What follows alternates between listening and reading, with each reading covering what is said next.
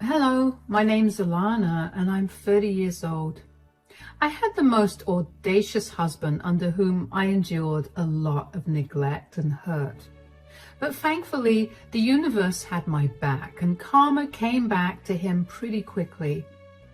Let me start with how I met my ex-husband, Clive. Clive and I met through a dating app. Over text, we had great chemistry, and even when we met in person, our chemistry remained. We went on many more dates before we made things official. Clive was a very easygoing, kind person. It was super easy to be around him because he just had this way of calming you down. At least that's what he was like for the first 4 years of our relationship. We got married after dating for 3.5 years, and for a few months after we got married, life was great. We decided that we didn't want to start a family immediately. Instead, we wanted to focus on building our careers. Shortly after we got married, Clive applied for a job at one of the best companies in his field in our city, and he managed to land the job. I remember both of us being ecstatic about it because not only was Clive advancing in his career, but he was also going to be earning a lot more, which we really needed because we were planning on buying a house, which we did end up buying a year later. I thought our life was going great, but I should have been a little more perceptive of what was going on with Clive. He began to get really withdrawn and he stopped spending as much time with me. He refused any actions of affection, and when I finally took proper notice of his unusual behavior, I confronted him about it and he simply brushed it off. I figured that Clive was really stressed with work, so I did my best to be as accommodating as possible. I took over a lot more of the housework so Clive could rest up, and I also pulled extra hours at work so that Clive didn't feel too burdened to earn as much as he did. I made sure that I cooked only meals that he liked. And I would put effort into how I looked as well, because I knew he liked it when I got dolled up. I would plan dates for us, and I would find many different ways to make him see that I cared about him and I wanted the best for him. Even so, I noticed that Clive was barely grateful for it. I was beginning to feel really depressed about it because it felt like my relationship was falling apart. I tried on many occasions to get him to tell me what was going on with him, but every single time it would end with us arguing, and eventually it got to a point where even the most normal of conversations would turn into an argument. And I was beginning to dread being around Clive. Even then, I knew that I still loved him and I wanted this phase of our relationship to get done with. And then one day, Clive came back home from work and told me that he had to tell me something. I need to talk to you about something. Yeah? What's wrong? So we had a meeting at work today and our company's trying to expand, so I'm going to be going on a lot of trips because of it. Oh, is this a permanent responsibility or a temporary one? Are they going to be giving you a pay raise or some benefits? Why does that matter? It's part of my responsibility now. It does matter though. We were just discussing that we wanted to start a family since we're doing well financially. If you keep traveling, that will be impossible. I don't want to be pregnant when you're not around, and I don't want to raise a child without you here either. Why do you always have to go against me? Why can't you ever just be happy for me? I am happy for you. I just need some clarity so we can adjust our goals. Why are you getting so defensive? Are you hiding something from me? Hiding? You think I'm lying about this new responsibility of mine? I didn't say that, but since you did just now, are you? Why would I lie about that? You were the one who brought it up. I don't think that at all. Good, you better not think I'm lying, because I'm not. Look, I'm not happy about this either, but I'm literally working for the best company in my field. We're living comfortably thanks to my job here. And if I don't do my work, I could get fired. I get that. I'm just asking you how long this is going to go on. A year? 2 years? Are there literally any benefits to this? Like maybe a promotion? There's none of that. It's just become part of my responsibility now and I have to do it. Isn't that unfair and odd? Whatever it is, it's helping us pay the bill, so we shouldn't be complaining about it. I mean, I guess you're right. Are you seriously not upset with the increase in workload and no benefits from it? No, I'm actually happy because I get to build a few more skills. That way, maybe I can move on to a better job in another place. Another place, like moving to a different state? Because if that's the case, you're going to have to do some serious rethinking. I told you since we met, I'm not going to move away from my family. We'll figure all that out later. For now, you just need to know that I'll be traveling a lot and you're going to be alone. All right, if you think this is the right path for you, who am I to shoot you down? I couldn't wrap my head around why Clive was being so defensive. I had no problem with him traveling for work, but I couldn't help but wonder why he suddenly had to take on more responsibility when those responsibilities were not being compensated. Even if they were, I couldn't help but wonder if Clive was hiding things from me. If he was, why did he feel the need to do that? It wasn't like I was going to stop him or take his money away from him. This was all that went on in my mind over the next few months as Clive began to travel extensively for work. He would be away for a maximum of 2 weeks, but sometimes it was only a few days. I never got any information about where he was traveling or when he'd be back. I was beyond baffled. I saw no reason for him to be so secretive, and no amount of confronting him got me answers. I tried my best to talk to him about why it was important for us to communicate, but he would always shut me down and tell me that he was tired from work. That was his go-to excuse whenever I needed to get out of a conversation, which, believe it or not, he even began using on his days off. I felt even more powerless at this point. If I thought my life was pathetic before, now, it was downright miserable. I did my best to go above what I was doing before. Being alone at home for so long made me feel so lonely, so I figured that Clive was probably feeling that too. In hindsight, I do realize that I wanted to feel so secure in our relationship that I began to project my feelings onto Clive, who, as you'll find out, is a man who's incapable of being a good partner. Anyway, I learned to find patterns in Clive's business trips. I figured since he wasn't going to give me the dates and times himself, I would have to do my own research to figure it out and greet him when he arrived. I figured out how to access Clive's business email, and I got onto his work calendar where I could see all the trips he had scheduled. It should have bothered me back then how they were marked in a very secretive manner there too, but I paid no attention to it because I was too busy coming up with how to be a great wife. Obviously, it irked Clive that I was able to figure out when he would arrive, but he still sat down and ate the food I made for him. Other than that, we barely spoke. One day, after Clive returned from a 2-week trip, I greeted him happily at the door. I decided to talk to him about his behavior because I was nearing my wit's end yet again. I couldn't keep going like this, so I tried to approach the subject as carefully as possible. Welcome back from your trip. Yeah, don't bother with that. What? What do you mean? I'm just trying to welcome you back home. I missed you. Didn't you miss me? Yeah, I just mean that there's no need to be so mushy. If I'm not mushy with you, who else would I be mushy with? Look, I've had a long week and I would really like some time to myself. Sure.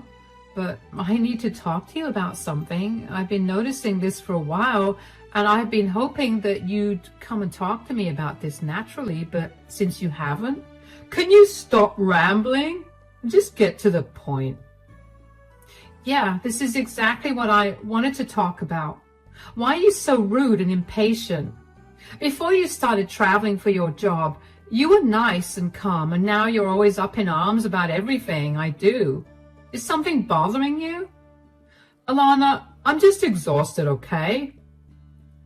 I've seen what your exhausted looks like, and believe me, this isn't it. I know there's something you're not telling me, so could you just tell me already? It's getting really hard to deal with your rudeness. There's nothing bothering me. I'm just really tired, and I would love to go to sleep right now. Don't you care about our marriage?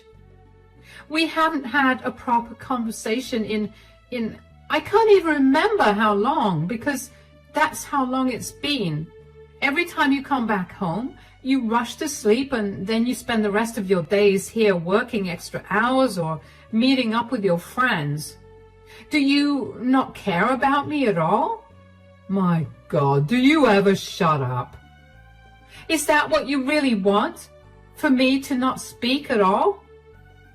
That isn't what I want. I just want you to be a little more understanding of the fact that I have a lot going on with work, and I would like some time to myself. Why am I always supposed to be understanding? Why can't you understand what I'm going through? I'm alone all the time. And when you finally come home, I'm also alone. I just want to have a normal conversation with you without you being rude and turning it into a fight. We could have normal conversations if you just stopped being a nag and a pushover who constantly needs to shove herself on me the second I come back home from a long trip. Is that what you see me as? Do you even love me, if that's how you see me? I'm trying to express my love and care for you. I'm sorry that I've been smothering you. Can you not be so emotional? I didn't mean it like that. No, save it. I think I understand what my position is in your life. If you want to sleep so badly, go ahead. I'll be in the guest bedroom. Clive had always had a way with words. He knew just how to make me feel better when I was sad, and so he also knew how to tear me down when I was feeling good. I was tired of always trying and never getting a response back. I dialed back on my shows of affection because I saw no point in it anymore. And that did not mean I stopped it completely. I still tried my best to be a good partner. Every evening after Clive's shift, I would call him to ask him if he'd be coming home so I could prepare dinner accordingly. But one particular day, he wasn't answering his phone. I tried to contact him many times over 5 hours and still heard nothing from him, not even a text. I was beginning to panic, and just as I had worked up the nerve to call the police and report him as missing, Clive came back home. In relief and anger, I ended up yelling at him. Why weren't you answering your phone? I was worried sick about where you were. Do you know how late it is? I just had a tough day at work, and I don't want to come back home to screaming. Look, I'm sorry for yelling a little, but you have to understand I was freaking out. Why didn't you answer your phone? If you were in no mood to talk, you could have at least just shot me a text telling me you'd be late. I'm home and I'm safe. Is that not enough for you? Yeah, I guess. I'll reheat dinner for you. Just let me know if you're going to be late tomorrow too, so I can prepare dinner accordingly. You won't have to do that. What? Why? Are you going out with your colleagues for dinner? No, I'm going on a trip with my secretary. What? Why? Or what about the rest of your team? Well, do I really have to spell this out for you? It's a trip only for the two of us. I've been saving up for months so I could take her on this trip. I'll be back in 2 weeks. Are you shamelessly telling me that you're having an affair with your secretary? Oh, good. You understand what I was saying. What is wrong with you? How could you just tell me this like it's no big deal? Because it's not a big deal. A lot of men my age have affair partners. Surely this isn't news to you? Yeah, and all those men are disgusting. I never expected this out of you. How long have you been seeing this woman? I don't know why this is any of your business, but I've been seeing her for a little over a year now. Oh, wow. You've been cheating on me for a year, and you still let me believe that our relationship was worth saving. You saw how much effort I was putting into reviving our spark, and you just let me do all that even when you knew that I was never going to get you back. How heartless are you? There's no need to be so dramatic. You just don't satisfy me like you used to, so I looked out for somebody else. If this satisfies you at all, you'll always be the woman I love the most. Candace is young, but she will never have what you and I had. It's a shame that you got annoying, really. Excuse me? Are you hearing how insane you sound? I'm not insane. You're just being too emotional to see reality for what it is. Men get bored of their wives eventually, and they find pleasure in other women. This is how the world works. You need to get on board with this. I can't even look at your face right now. You're a disgusting person. You'll get over it soon. I'll be back in 2 weeks, and I'll be arriving at night, so make sure dinner is ready by then. Do me a favor and never come back. I couldn't care less about your stupid dinner. I went into the guest bedroom and locked the door behind me. I couldn't believe the man I married turned out to be an ugly monster. How could he so casually tell me that he was cheating on me with his secretary? Was I really of no worth to him? Did my efforts do nothing for him? All the time that I had spent crying because of how inadequate and useless I felt as his wife was unnecessary because he had made up his mind. I was worthless to him, so he moved on to someone younger and better. I cried the entire night and I fell asleep only after Clive left the next morning for his trip.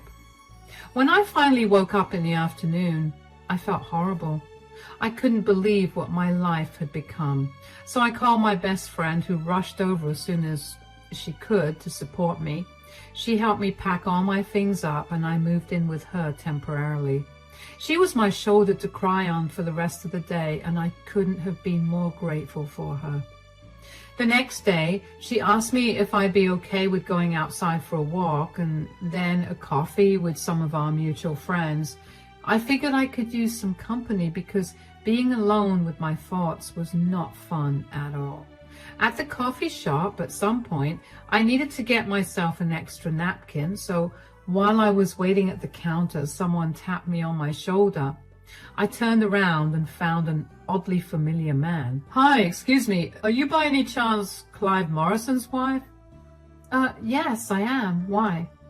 I'm his boss, Heath. I happen to recognize you from the photograph that Clive has on his desk. How are you? Oh, it's nice to meet you. I'm doing good. What about you? I'm great. The hospital you were at must have done some miracle to get you healed so fast. I'm sorry? What do you mean by the hospital I was in? I heard that you were in a serious condition at the hospital. Were you not? I haven't been admitted to a hospital in my entire life. How in the world did you get that information? Well, that's what Clive told me because he requested 2 weeks off. What is he up to if not tending to you? Ah, I was wondering how he managed to get off from work. He's not taking care of me. He's on a romantic trip with his secretary. Candace is with him? What? Oh, did you not know? They've been seeing each other for over a year now. What? Oh, that would explain a lot. So, have you ever been too sick to do anything? Because Clive's taken off a lot of times in the last year, and so has Candace. I haven't been sick. I can assure you that Clive has never been home once to help me out. Oh, wow. I mean, now that I think about it, I feel so stupid for not thinking that something was off with the way that both of them kept taking off days together. If you don't mind me asking, when did you find out about this relationship of theirs? And are you still with Clive, or are you divorced? I only found out about his affair 2 days ago when he came home late from work and decided that was an appropriate time to tell me that he was going on a trip with his secretary. I haven't even had the chance to deal with my emotions, but I will be filing for a divorce tomorrow. Oh my God, I'm so sorry that Clive treated you this way. Not only has he broken several company policies, but he's also treated you beyond disgustingly. I mean, I guess that's what I deserve for putting up with his crappy behavior for years. No, you do not deserve any of this. Look, I will look into what I can do about his job position at the company, but as someone who's had to divorce their cheating spouse, believe me, you need to do that as quickly as possible. Yeah, I will. Thank you. No, thank you for bringing Clive's affair to light, and take care of yourself. And if you find yourself in a tough spot, I'm sure I could find a position for you at my company. Here's my card. Feel free to call whenever you need to. Thank you so much. I'll definitely give you a ring if I need it. At that time, I couldn't wrap my head around the fact that I just happened to run into Clive's boss like that. Because when I think about it right now, the odds of that happening truly are slim to none. At that time, I was just more shocked that Clive's boss was unaware of the affair that was going on under his nose. It made me feel a sick kind of happiness, knowing that I had possibly ruined Clive's life. I also didn't expect to get offered a position at the company that Clive worked at, and if I'm being honest, at that time, I didn't think to take it. Anyway, I waited and waited to hear word from Clive about the loss of his job, but after waiting a whole week, I heard nothing. I decided to forget about that and focus on getting through the divorce. I found a great divorce attorney in my area, and I explained my situation to him, and he told me that since I didn't have much concrete proof of the affair, it would be a little hard to fight if Clive chose to contest the divorce. I was not too worried about that, because if I considered how he'd been treating me for years, I knew that I meant nothing to him, and he was definitely waiting for me to initiate the divorce. Clive got served the divorce papers a day after he arrived back in town. He barely blinked as he signed the papers. He didn't even call me to check if the divorce was legitimate. It hurt that Clive was able to throw me away so easily, but I guess I shouldn't have expected anything more from that man. It took a few months for the divorce to get finalized, and only after a day of it getting finalized, I received a call from Clive. I was just beginning to enjoy myself and my newfound freedom, so to see his name pop up on my phone after months of no contact was jarring. Even though I knew it would be best to decline the call and block his number, I was too curious to hear what he had to say, so I picked up the call.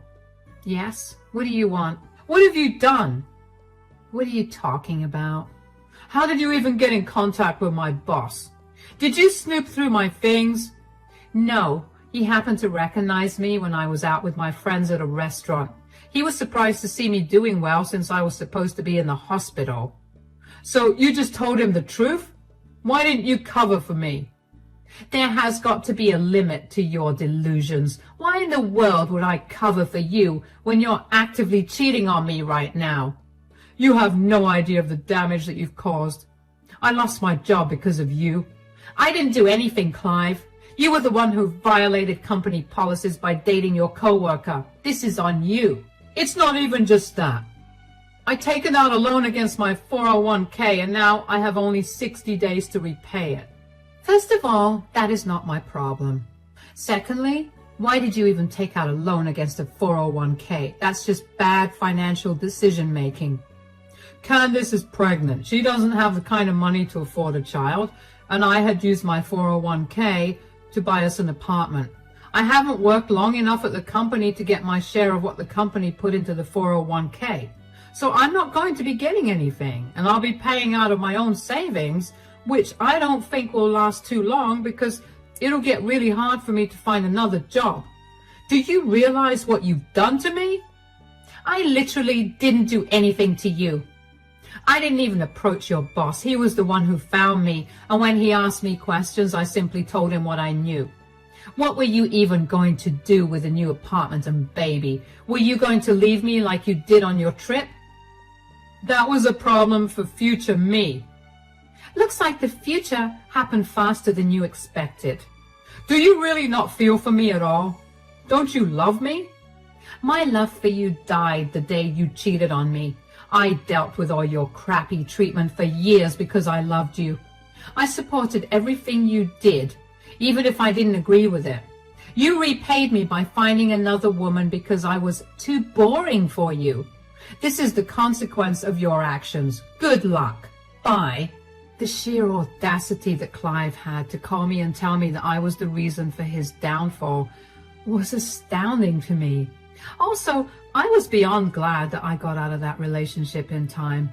I didn't want to be stuck paying any of Clive's loans. I was also really grateful that Heath waited until the divorce was finalized to fire Clive. After Clive's call that day, I rang Heath up and told him about what Clive had said.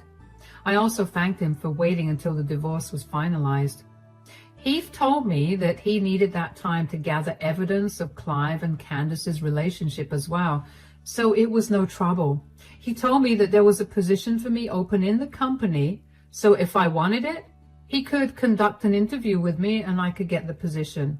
He was willing to pay double what I was earning at the company I was working for, so of course I took him up on it. I ended up landing the job with ease, and now I'm living more than comfortably. I found a cute yet spacious flat in a prime area, and I bought it without hesitation to symbolize my new beginning in life. As for Clive, he ended up managing to pay off half the loan he took out and is struggling to find a way to pay off the rest of it. Candace ended up leaving him for a wealthier man, and apparently she's planning to cut off Clive's custody of their child. Clive's family was disgusted by his actions and refused to help him out. His parents were only helping out a little bit financially, but were adamant about not helping him out with his loan. They called me to apologize for his behavior, and I felt really bad that they had more heart to be apologetic than Clive was for his actions. I only know of all of this because Clive would keep texting me updates every week or so. In his head, I was still the villain. He was trying to guilt trip me into taking him back by telling me all about how I ruined his life. Well, if there's anything he should have learned in the many years we were together, it's that if I have my heart set on something, there's nothing that will change my mind. It was one thing for Clive to cheat on me, but for him to so openly tell me about it with no remorse and treat me like I was nothing to him only made him seem like a monster in my mind. I didn't want anything more to do with that man. It's been a few months since I got my new job, and let me tell you, I am loving it. I've managed to make a lot of new friends, and a lot of Clive's colleagues have told me that he was a pain to work with because he was always running in and out of the office with Candace. They had no solid proof of the affair, but everyone knew that's what was happening. They apologized for not taking action earlier, and of course, they were not to blame at all. I'm much happier now than I ever was when I was married to Clive. So I can't wait to see what the future holds for me.